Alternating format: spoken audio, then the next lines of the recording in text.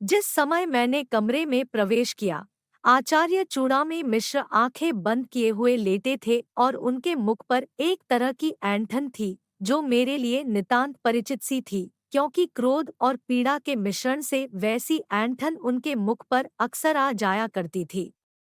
वह कमरा ऊपरी मंजिल पर था और वह अपने कमरे में अकेले थे। उनका नौकर बुधई मुझे उस कमरे में छोड़कर बाहर चला गया। आचार्य चूड़ामणि की गणना जीवन में सफल, संपन्न और सुखी व्यक्तियों में की जानी चाहिए, ऐसी मेरी धारणा थी। दो पुत्र, लालमणि और नीलमणि। लालमणि देवरिया के स्टेट बैंक की शाखा का मैनेजर था और नीलमणि लखनऊ के सचिवालय में डिप्टी सेक्रेटरी था। तीन लड़कियां थीं, सरस्वती, सावित्री और सौदामिनी। सरस्वती के पति श्री ज्ञानेंद्रनाथ पाठक इलाहाबाद में PWD के सुपरिटेंडिंग इंजीनियर थे। सावित्री के पति श्री जयनारायण तिवारी की सुल्तानपुर में आटे की और तेल की मिलें थी तथा सौदामिनी के पति संजीवन पांडे सेना में कर्नल थे और मेरठ छावनी में नियुक्त थे। आचार्य चूड़ामी का और मेरा साथ करीब 40 वर्ष पुराना था।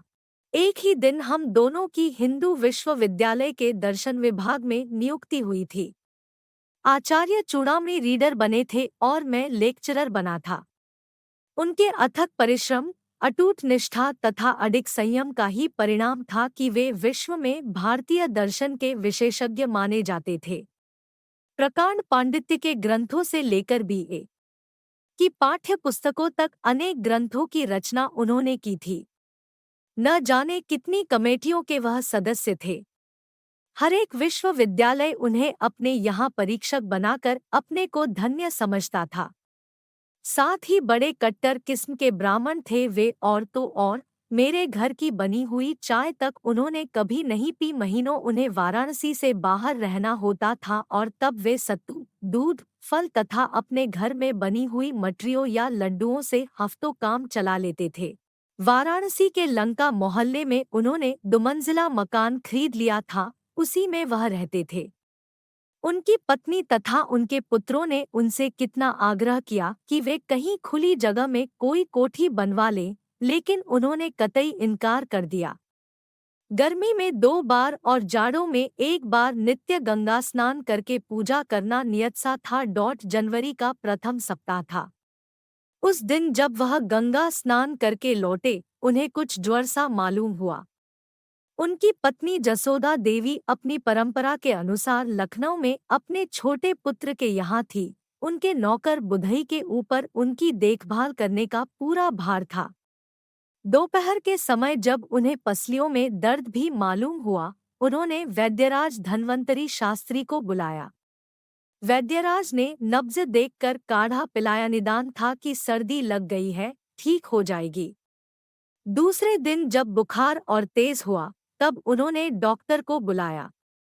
डॉक्टर ने देखा कि उन्हें निमोनिया हो गया है। दोनों फेफड़े जकड़ गए हैं।